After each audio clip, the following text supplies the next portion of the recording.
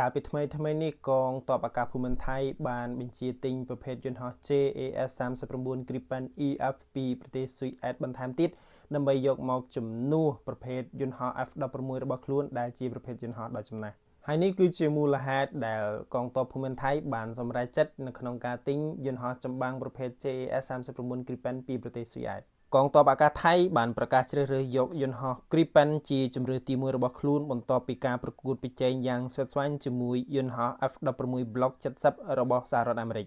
ថៃបានវាយតម្លៃថាយន្តហោះចម្បាំង Gripen មានសមត្ថភាពបច្ចេកវិទ្យាខ្ពស់សមស្របទៅនឹងថវិកាការពារជាតិនិងមានលក្ខខណ្ឌ offset policy ល្អ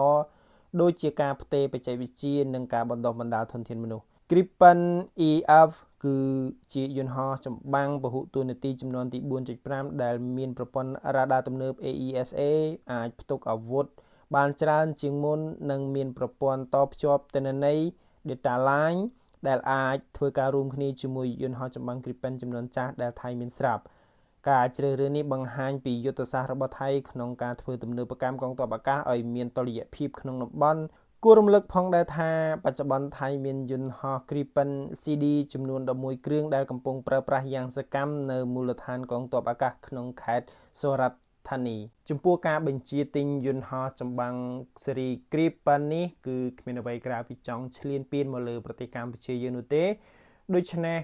សង្ឃឹមថារាជរដ្ឋាភិបាលកម្ពុជាយើងនឹងត្រៀមទុកក៏ដូចជាបំរុងនៅប្រភេទប្រព័ន្ធការពារដែនអាកាសក៏ដូចជារ៉ាដាទំនើបក៏ដូចជាប្រព័ន្ធមីស៊ីលស្ទាក់ចាប់ដើម្បីការពារកុំឲ្យពួកវាឈ្លានពានមកលើកម្ពុជាបន្តទៀតចំពោះនៅក្នុងវីដេអូនេះតើបងប្អូនយល់យ៉ាងណាដែរកុំភ្លេច comment ក៏ដូចជាចែករំលែករាល់វីដេអូដែលខ្ញុំបានផ្សាយដើម្បីជាចំណេះដឹងនិងការចែករំលែកអរគុណច្រើន